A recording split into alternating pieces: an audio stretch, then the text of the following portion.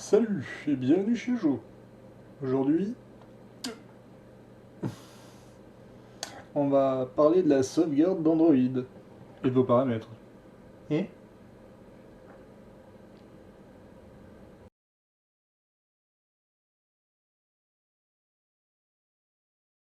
ouvrons un terminal. Nous allons installer Android Tools ADB et je vais copier-coller depuis mes notes, sinon on y est demain. Android Tools ADB ainsi que Fastboot, l'utilitaire d'amorçage pour Android, qui peut servir aussi. Si vous l'installez comme ça, attention, vous n'aurez de compatibilité que dans les Android 4. Si vous voulez être compatible avec Android 5, enfin du moins dans Ubuntu 14.04, bien, les suivants c'est bon, il faudra ensuite faire une petite mise à jour. En clair, vous installez ça, vous faites entrer, donc moi j'annule vu que c'est déjà installé.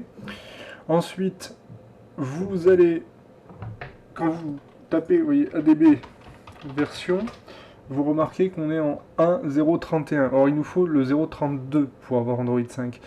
Donc, la meilleure solution, c'est de prendre... Alors, je vous ai mis le...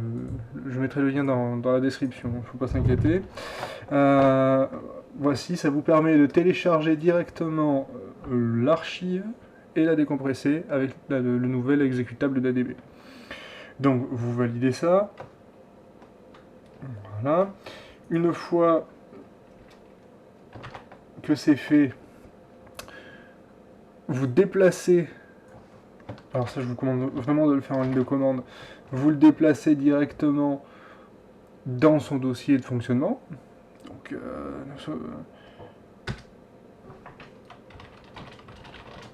hop. Et une fois qu'il y est, vous lui donnez le droit de s'exécuter. Voilà.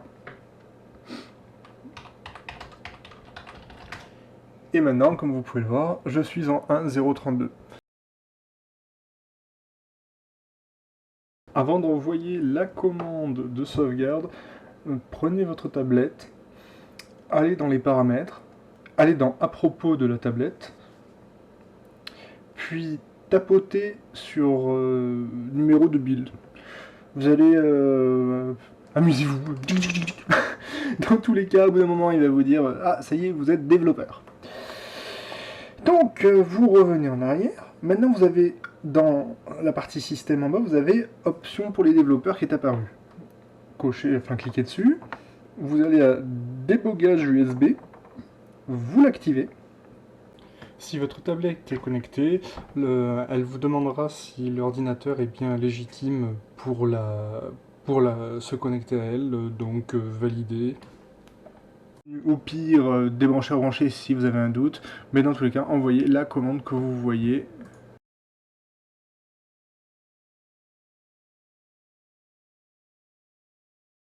Donc ADB évidemment, backup pour indiquer sauvegarde. -APK va lui dire donc de sauvegarder les applications.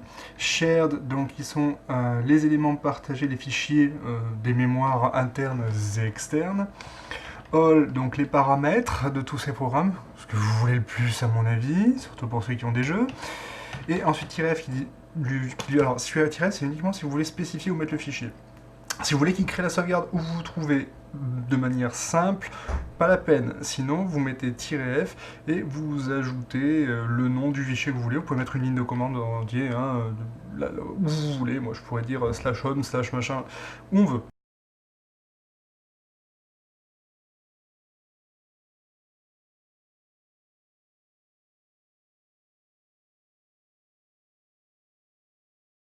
En cas de problème de connexion, sous Ubuntu, tuez la tâche ADB, enfin le serveur ADB, donc vous lui demandez ADB kill server.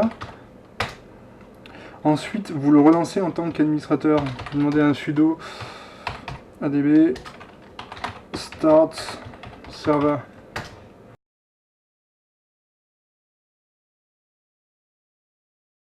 S'il s'avère que sous Ubuntu, votre appareil n'est toujours pas reconnu, jetez un œil à ma vidéo sur la question. Il se peut qu'il y ait un problème de mise à jour de libMTP, ou plus exactement que votre périphérique ne soit pas encore listé correctement. Vous pouvez le faire vous-même, croyez-moi, c'est très facile. Allez, à bientôt!